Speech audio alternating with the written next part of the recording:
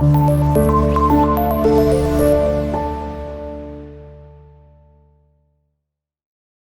اللہ الرحمن الرحیم، شروع اللہ کے نام سے جو بڑا مہربان نہایت رحم کرنے والا ہے۔ اچھا بچوں، یہ جو ہے سبق نمبر 5 کا آج دوسرا لیکچر ہے، ٹھیک ہے۔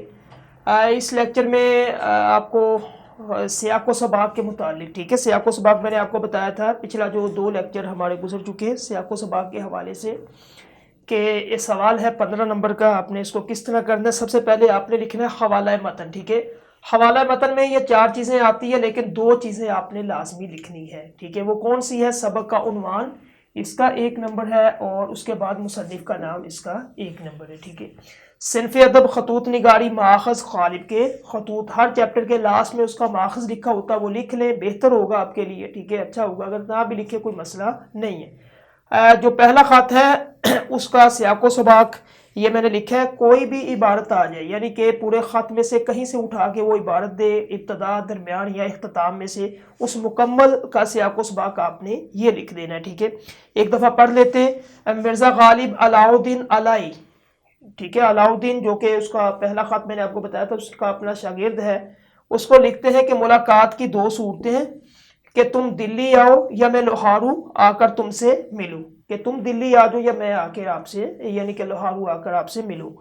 ایک بیڑی میرے پاؤں میں ڈال کر دلی کو زندان مقرر کر دیا، یعنی کہ بیڑی جو پاؤں میں ڈالی جاتی ہے، ہتھ کڑی ہاتھ میں ڈالی جاتی ہے، وہ کہتے ہیں کہ پاؤں میں ڈال کے مجھے جو ہے نا دلی کے اندر قید کر دیا گیا۔ عالم ارواح کا گناہ گار 1212 ہجری میں سزا کے لیے دنیا میں بھیجا گیا۔ 1212 ہجری یعنی کہ جب غالب کا دور تھا اس وقت 1212 ہجری، ٹھیک ہے، تھی۔ وہ کہتا ہے کہ عالم ارواح کا ایک گناہ گار بندہ، عالم ارواح کا میں نے آپ کو بتایا تھا، اللہ تعالیٰ نے جب آدم کو پیدا کیا پھر اس کی ضروریت کو عالم ارواح کے اندر پھر سوال کیے تھے، وہ کہتا ہے کہ وہاں سے ایک گناہ گار جو ہے نا دنیا کے اندر بھیجا گیا، اور اس کے بعد فکر، نظم و نثر کو مشقت ٹھہرایا۔ فکر، نظم و نثر یعنی کہ نظمیں لکھنا، اور نثر اسباق، یہ جتنا بھی نثر ہوتا ہے جو میں آپ کے سامنے بات کر رہا ہوں نا، یہ نثر ہے۔ جو بھی بچہ پیدا ہوتا ہے سب سے پہلے وہ نثری بات کرتا ہے، اخبار پڑھتے، جو بھی چیز اسباق، اس کو نثر کہتا ہے۔ کہ اس کو مشقت ٹھہرایا گیا ہے، ہوتی نا سزا کہ اس کو قید با مشقت، مشقت کے اندر کچھ بھی دے سکتے ہیں، پتھر کو کوٹنا یا کوئی اور کام کرنا ہے، ٹھیک ہے۔ اب مشقت کیا کہتا ہے؟ نظم اور نثر کو لکھنا ہے۔ جیل سے بھاگنے کی کوشش کی تو کلکتہ پکڑا گیا، کہتا ہے ایک دفعہ میں گیا بھاگنے کے لیے تو کلکتہ میں پکڑ لیا، تو 2 ہتھ کڑیاں انہوں نے اور بڑھا دی، ہتھ کڑی پہلے ایک تھی، 2 اور لگا دی۔ گزشتہ سال یعنی کہ پچھلے سال ہتھ کڑی سمیت بھاگا اور میرٹھ مراد آباد آ گیا اور رامپور سے پھر پکڑا گیا، اب بھاگنے کی طاقت نہیں، امید ہے کہ اسی سال قید سے چھوٹ کر عالم ارواح کو چلا جاؤں۔ یہ ہے آپ کا سیاق و سباق۔ سیاق ہوتا ہے پہلے والا حصہ جو عبارت کا، اور سباق اس عبارت کے بعد والا حصہ، یہ آپ نے کرنا ہے، ٹھیک ہے۔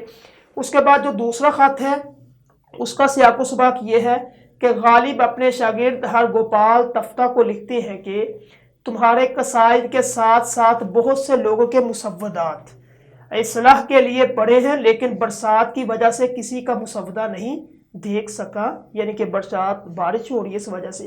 میرا گھر کرائے کا ہے جس کی چھت جگہ جگہ سے ٹپک رہی ہے، ٹھیک ہے، اس لیے میں نے پڑھنے لکھنے کا سامان توشہ خانہ میں رکھوا دیا۔ آخر میں غالب، میر بادشاہ، میر قاسم علی اور نواب مصطفیٰ خان کی خیریت سے مطلع کرتے، مطلع یعنی کہ حال دریافت کرنا، اور اپنے بارے میں بتاتے ہیں کہ خرابی صحت کی وجہ سے یہ جو خط ہے لکھتے، ٹھیک ہے، خرابی صحت کی وجہ سے میں نے جو ہے یہ خط لکھا۔ یہ ہے سیاق و سباق۔ اگر پہلے میں سے عبارت آ جائے تو آپ نے یہ لکھنا ہے، اور اگر دوسرے خط میں سے کوئی عبارت آتی تو آپ نے اس کا سیاق و سباق ہے یہ لکھنا ہے، اور اس سیاق و سباق کے میں نے آپ کو بتایا تھا 3 نمبر ہے، ٹھیک ہے۔ تشریح کس طرح کرنی ہے؟ تشریح کا سب سے پہلے آپ ہیڈنگ دیں گے، تشریح کدھر؟ تشریح میں سب سے پہلے آپ مرزا غالب کے بارے میں بتائیں گے، ٹھیک ہے۔ مرزا غالب اردو ادب کے جو سب سے بڑے شعراء میں ان کا شمار ہوتا ہے۔ 1 لائن یہ لکھ لیں مرزا غالب کے بارے میں، اور یعنی کہ اصل نام اس کے یعنی کہ خطوط نگاری کا بانی کہنے سے مراد یعنی کہ اس صنف کو صحیح بام عروج تک پہنچانے میں مرزا غالب کا ہاتھ ہے، ٹھیک ہے۔ 1 لائن لکھے، اس کے بعد آپ نے بتانا ہے کہ درج بالا، ٹھیک ہے، درج بالا इबारत या पैराग्राफ, दर्ज बाला इबारत, पैराग्राफ या नसर पारा। सबक जो है मकातीब गालिब, ठीक है, सबक मकातीब गालिब से ख़त नंबर 1 या 2, आपको पता होगा, आपने ख़त पढ़ा है, ठीक है, ये भी लिख दे कि ख़त नंबर 1 जो कि बनाम किसको लिखा है, उसका नाम लिख दे अलाउद्दीन का, कि उसको लिखा है। इस ख़त के अंदर मिर्ज़ा गालिब ने ये बयान किया, उसकी तशरीह आपने करनी। तशरीह किस तरह करनी है? तशरीह करने के लिए बिल्कुल आसान, ये जो सियाक़ व सबाक़ है इसी को थोड़ा सा आप मुफस्सल कर देंगे, ये तशरीह आपकी हो जाएगी। इस सबक में यानी कि वो ज़्यादा नहीं है, पूरा जितना भी सबक है आपका उसको मुख्तसर करके सियाक़ व सबाक़ में मैंने लिख दिया। अब इसी सियाक़ व सबाक़ को उठाएं तशरीह के अंदर, लेकिन थोड़ा मुफस्सल कर दें, ठीक है। एक दफ़ा पढ़ेंगे जो जो चीज़ें इसके अंदर नहीं है, जिस तरह लिमनिल मुल्क, इसकी थोड़ी वाज़ेह तशरीह कर दे, आलम अरवाह के बारे में बता दे, लिल्लाहिल वाहिदिल क़हार इसके बारे में आप बता दें, ठीक है। उसके बाद फ़ारसी का जो आखिर में शेर है उसका तर्जुमा कर दे, ठीक है। तो आपकी ये तशरीह अच्छी खासी 1.5 से 2 पेज तक आपकी मुकम्मल हो जाएगी, ठीक है। तो ये है सियाक। इसी तरह आपने ये पहला सियाक व सबाक़ इसकी, और इसी तरह आपने दूसरे की, ये ख़त की सियाक व सबाक़ तशरीह। तो तशरीह करते हुए आपने सबसे पहले ये मिर्ज़ा गालिब जो मुसन्निफ़ होता है उसके बारे में एक लाइन आपने लाजमी लिखनी होती है। उसके बाद फिर आपने बताना भी होता है कि ये इबारत कहाँ से ली गई है, ठीक है, यानी कि दरमियान में से, इख्तिताम में से या इब्तिदा में से। क्योंकि ख़त है, आपको पता है, पढ़ा छोटा है, तो इसलिए इसका जो है ना सबसे अच्छा तरीका ये है कि ये सियाक़ व सबाक़ इसको थोड़ा मुफस्सल कर देंगे, यही इसकी तशरीह बन जाएगी, ठीक है।